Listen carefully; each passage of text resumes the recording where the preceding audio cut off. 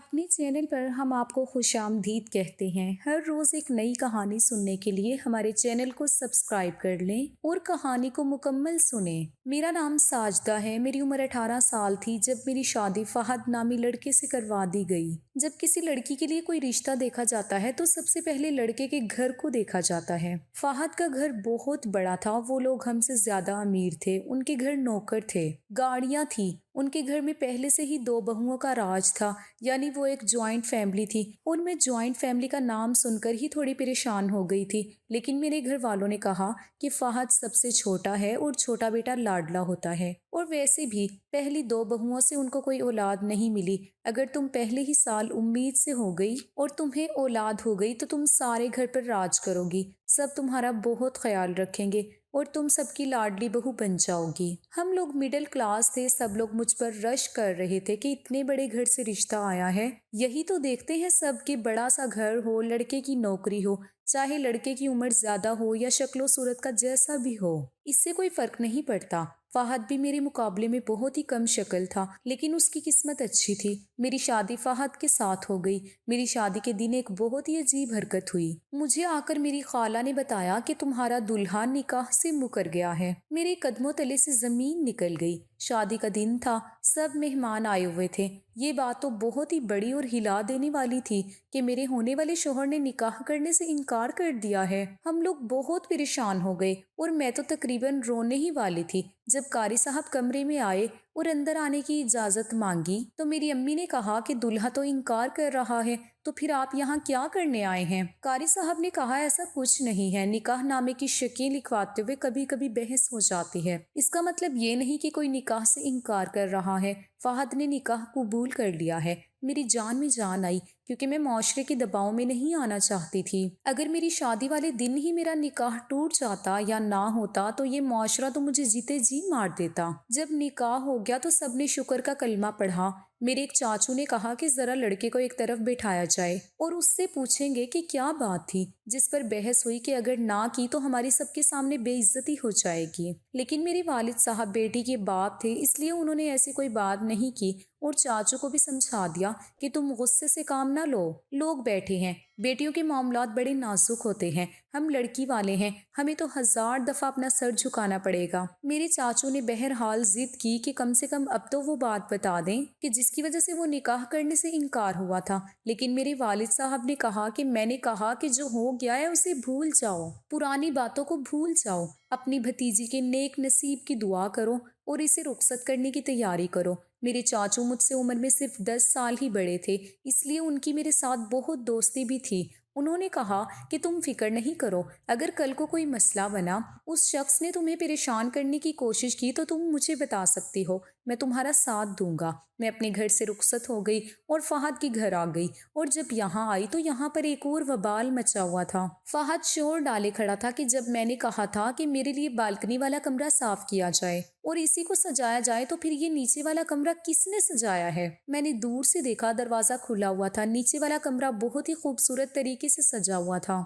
ये फहद के कजन और दोस्तों ने मिलकर सजाया था। मेरी सास फहद को समझा रही थी कि बेटा, बालकनी वाला कमरा बहुत छोटा है, उसमें बहू का सामान भी पूरा नहीं आएगा और तुम लोगों को भी तंगी होगी। लेकिन फहद बाजिद था कि मुझे इसी कमरे में जाना है। सारे घर वाले मेरे सामने शर्मिंदा हो रहे थे। मैं हॉल में एक सोफे पर बैठी थी और मेरा देहान बटाने को फहद की कुछ कजने और छोटी बहनें मेरे साथ हंसी मजाक कर रही थी, लेकिन मेरे कान उसी तरफ थे। सब फहद को समझा रहे थे कि अभी तमाशा मत बनाओ, आज की रात नीचे वाले कमरे में गुजार लो, सुबह तुम्हारे लिए वही कमरा साफ करवा देंगे। और सामान भी ऊपर चढ़ाना कोई आसान काम नहीं, थोड़ा वक्त लगेगा, शादी वाला घर है, मेहमान आए हुए हैं, सब लोग थके हुए हैं, अभी वापस आए हैं, तुमने क्या शोर डाल दिया है? अपनी बीवी के बारे में सोचो, वो क्या सोच रही होगी कि किस घर में आ गई है। शादी के पहले दिन ही फसाद मच गया है। तब कहीं जाके फहद ने अपनी जिद छोड़ी और मुझे नीचे वाले कमरे में पहुंचा दिया गया। वो कमरा बहुत खूबसूरत लगता था कि वहां इससे पहले कोई नहीं रहता था। اس گھر میں تو بہت سے کمرے نظر آ رہے تھے، پتہ نہیں فہد کو بالکنی والے کمرے میں جانے کی کیا پڑی تھی۔ اس کمرے میں تو میرا سارا سامان بہت اچھے طریقے سے پورا آ گیا تھا اور پھر بھی اتنی ساری جگہ بچی ہوئی تھی۔ 2 گھنٹے بعد فہد کمرے میں آئے اور مجھے نیند بہت آ رہی تھی، لیکن میں اس کا انتظار کر رہی تھی۔ اس نے مجھے منہ دکھائی کا تحفہ دیا اور کہا کہ میں بہت تھک گیا ہوں اور میرا موڈ بھی آج خراب ہے۔ میرے گھر والے میری کوئی بات نہیں مانتے۔ میری شادی والے دن بھی انہوں نے ایسی حرکت کی، حالانکہ میں ان کو بول کر گیا تھا کہ بالکنی والا کمرہ میرے لیے صاف کروایا جائے، پھر بھی انہوں نے یہ سب نہیں کیا۔ بس میرے ساتھ ضد لگانی ہوتی ہے ان لوگوں نے، اور کوئی بات نہیں ہے۔ تم بھی تھک گئی ہوگی، تم سو جاؤ۔ مجھے فہد بہت ہی ضدی قسم کا انسان لگ رہا تھا۔ سوچ رہی تھی کہ اس کے ساتھ زندگی کیسے گزرے گی۔ صبح مجھے فہد نہیں جگایا اور کہا جلدی سے اٹھ جاؤ، یہاں سے سامان اٹھانا ہے۔ ابھی میری ٹھیک طرح سے آنکھیں بھی نہیں کھلی تھی کہ مجھے اس نے بستر سے اٹھا کر ایک طرف کھڑا کر دیا اور خود بستر اٹھانے لگا۔ میری ساس وہاں آئی اور مجھے ایسے کھڑے دیکھ کر شرمندہ ہوئی۔ اپنی بیٹی سے کہا اسے اپنے کمرے میں لے جاؤ اور اچھا سا میک اپ کر کے ہماری بہو کو تیار کر دو، اس کے امی ابو ناشتہ لے کر آ رہے ہوں گے۔ میری نند اپنے کمرے میں مجھے لے جا رہی تھی تو کہنے لگی کہ آپ بھائی کی باتوں کا برا نہ منائیے گا، وہ جب ایک چیز کے پیچھے پڑ جاتے ہیں پھر انہیں کچھ نظر نہیں آتا۔ اس طرح وہ آپ سے مانوس ہو جائے تو پھر آپ کے علاوہ کوئی نظر نہیں آئے گا اور پھر وہ آپ کا بہت خیال رکھیں گے۔ میرے شوہر نے اپنی ضد پوری کروا کے ہی دم لیا۔ اس نے بالکنی والے کمرے میں میرا سارا سامان پہنچایا، اس کمرے کی صفائی کروائی، وہاں پر سامان سیٹ کیا، بالکنی کی بھی صفائی کروائی اور سارا کچھ سیٹ کروا کے ہی اس نے سکھ کا سانس لیا۔ وہ میرے ماں باپ کے پاس تھوڑی دیر بیٹھا اور ان کے سامنے مجھ سے اچھے طریقے سے پیش آنے لگا۔ جب میں رسموں سے فارغ ہو کر رات کو اپنے کمرے میں آئی تو حیران رہ گئی۔ یہ کمرہ بہت تنگ تھا، میرا سامان گویا یہاں پھنسا پڑا تھا۔ نماز پڑھنے کی جتنی جگہ بھی نہیں بچی تھی۔ اس سے پہلے کہ میں کچھ بولتی فہد نے کہا اس کو کہتے ہیں سیٹنگ۔ اب دیکھو سب کتنا اچھا لگ رہا ہے، چلو آئس کریم کھانے چلتے ہیں۔ میں نے کہا آئس کریم؟ وہ بھی اتنی ٹھنڈ میں؟ ارے تم بھی نا کچھ نہیں سمجھتی، آئس کریم تو بہانہ ہے، میں تو تمہیں باہر لے کر جا رہا ہوں تاکہ ہم اپنی باتیں کر سکیں۔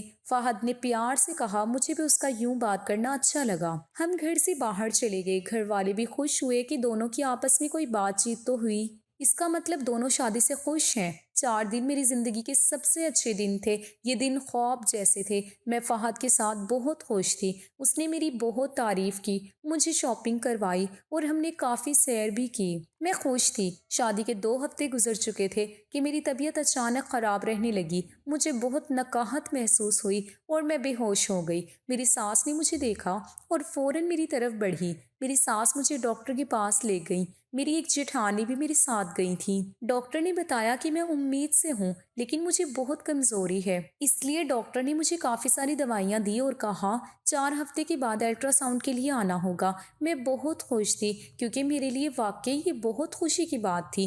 جیسے میری ماں نے کہا تھا کہ اگر میں پہلے ہی سال میں امید سے ہو گئی تو اس گھر میں میرے پاؤں بہت مضبوط ہو جائیں گے۔ یہ خبر سن کر تو میری جیٹھانی کو بہت دکھی ہونا چاہیے تھا، لیکن اس کی آنکھوں میں تو سچی خوشی تھی، وہ بہت خوش نظر آ رہی تھی۔ ہسپتال سے لے کر گاڑی تک اسی نے میرا ہاتھ تھامے رکھا۔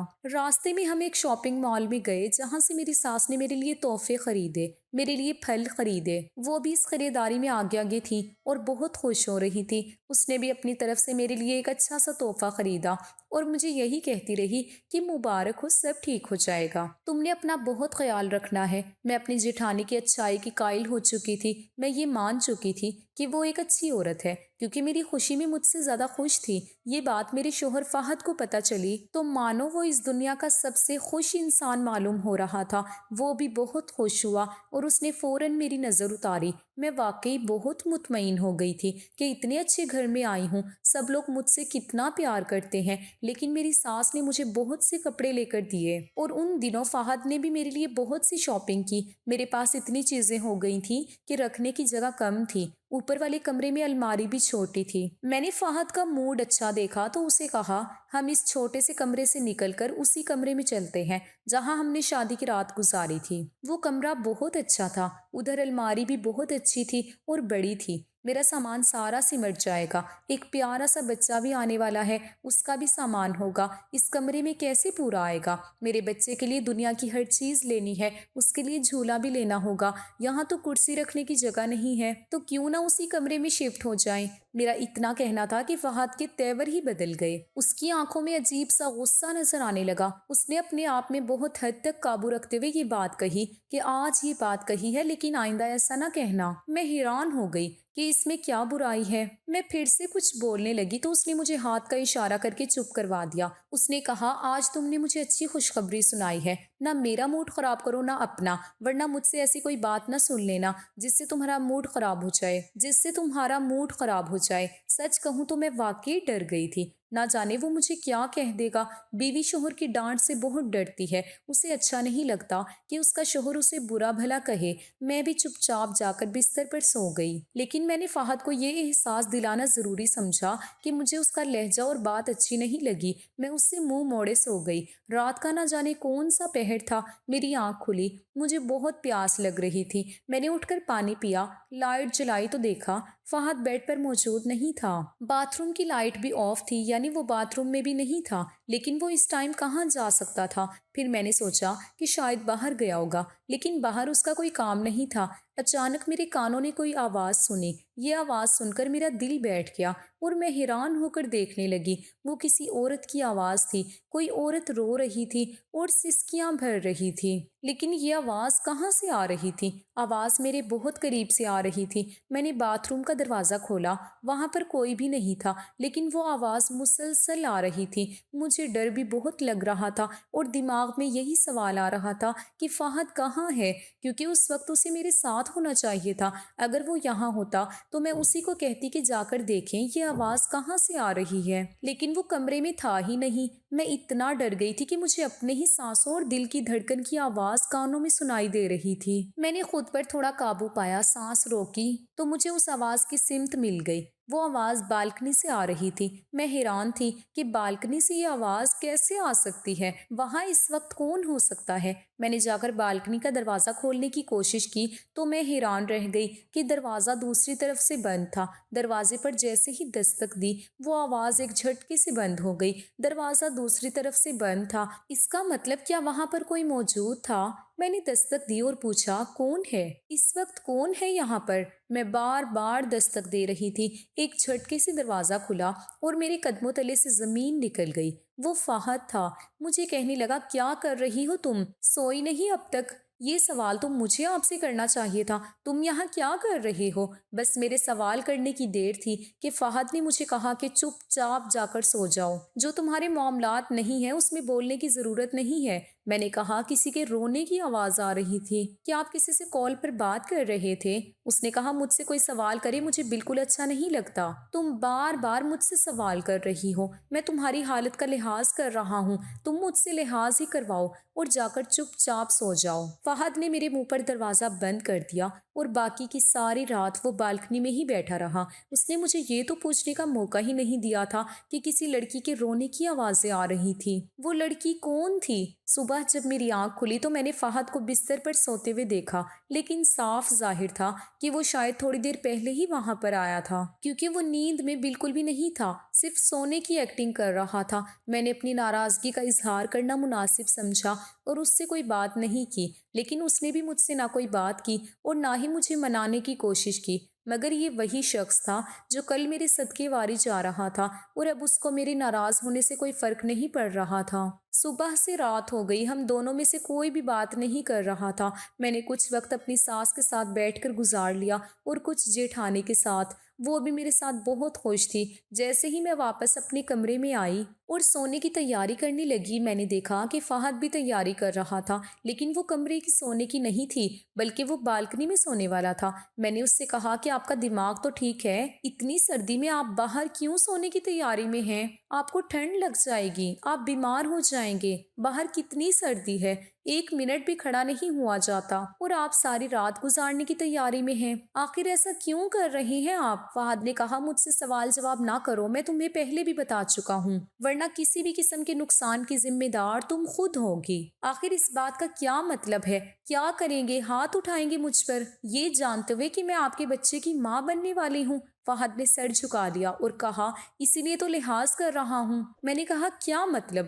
کیا سمجھ رکھا ہے مجھے آپ نے؟ آپ کے فائدے کی بات کر رہی ہوں اور آپ مجھ سے فضول باتیں کر رہی ہیں، ایسی باتیں جن پر میں آپ سے ناراض ہو سکتی ہوں۔ چلے بالکنی میں سونے کی کوئی ضرورت نہیں، اپنے کمرے میں سوئیں۔ اگر مجھ سے بات نہیں کرنی تو نہ کریں، لیکن اپنی جگہ پر آ کر سو جائیں۔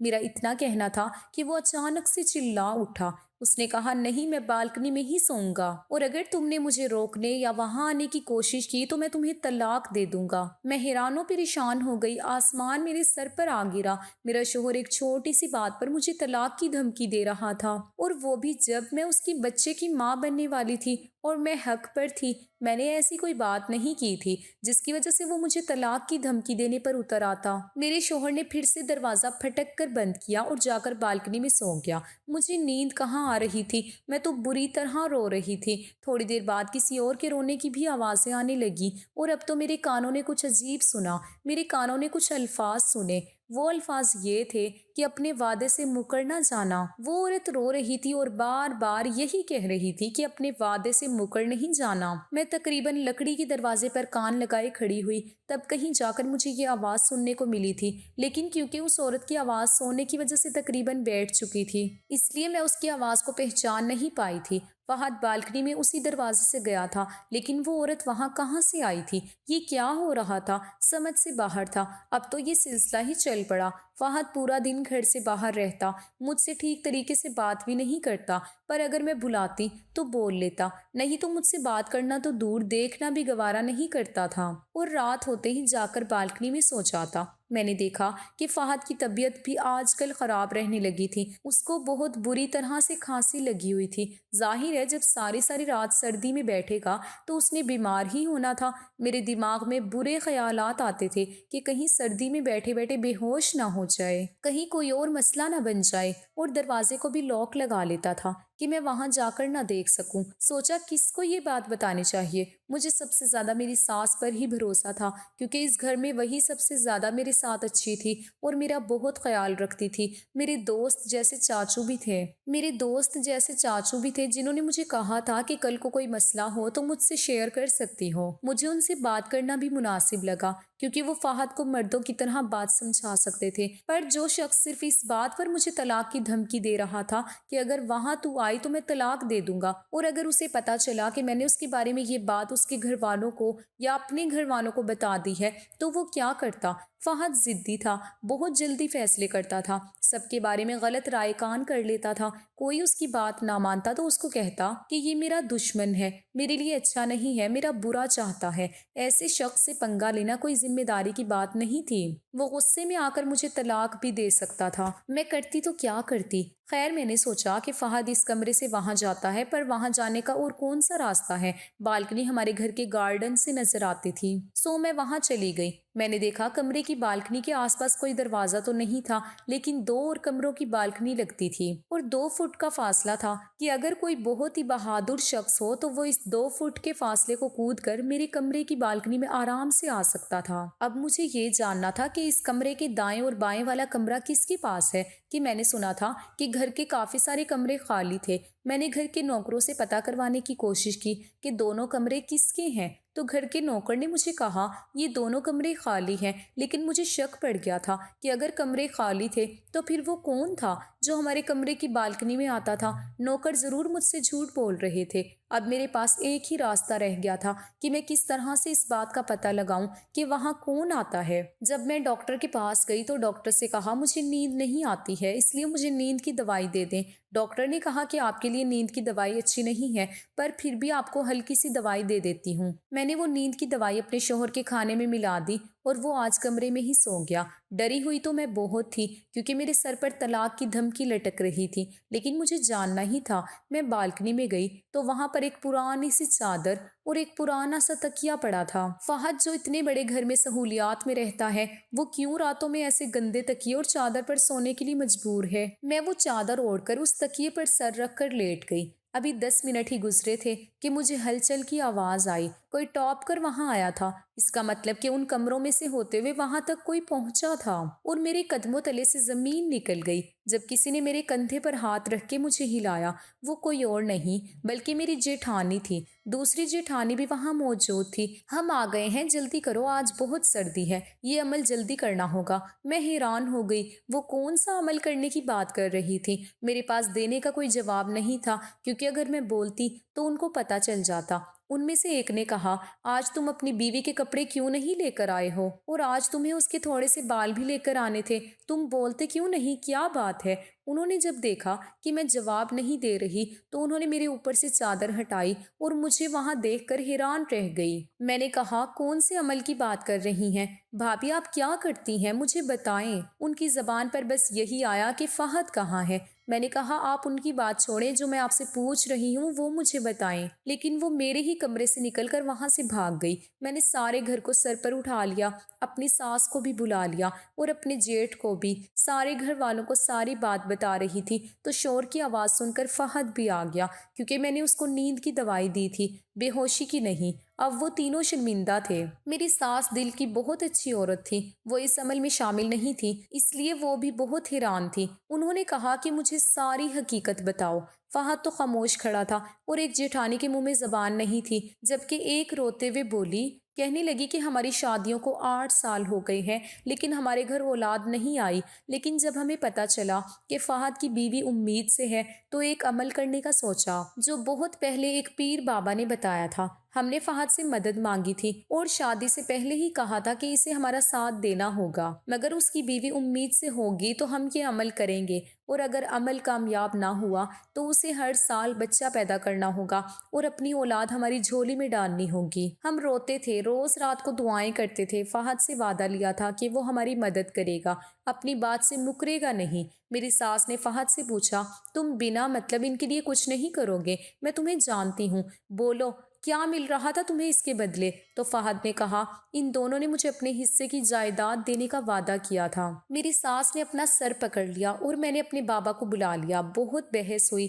سب نے فہد کو برا بھلا کہا، اسے محسوس کروایا کہ وہ غلط تھا۔ دونوں بھائیوں کی بیویوں کو بھی ان کے گھر بھیج دیا۔ پھر سب نے سوچا کہ ان کو معاف کر دیا جائے۔ آخر سب یہی کر سکتے تھے کہ ایک دوسرے کو معاف کر دیں، ورنہ 3 گھر برباد ہو جاتے۔ غلطی کرنے والے شرمندہ تھے، اس لیے سب کو معاف کر دیا گیا اور سب ایک ساتھ رہنے لگے۔ اللہ نے مجھے ایک پیاری سی بیٹی سے نوازا جو اس خاندان کی جان بن گئی، ایک ایسی بیٹی جس کی 3 مائیں تھیں اور 3 باپ تھے۔ سب اس کو ایسے ہی پیار کرتے تھے۔ آئزل ہم سب کی شہزادی۔ میں نے بھی فہد کو معاف کر دیا کیونکہ وہ میری اولاد کا باپ تھا۔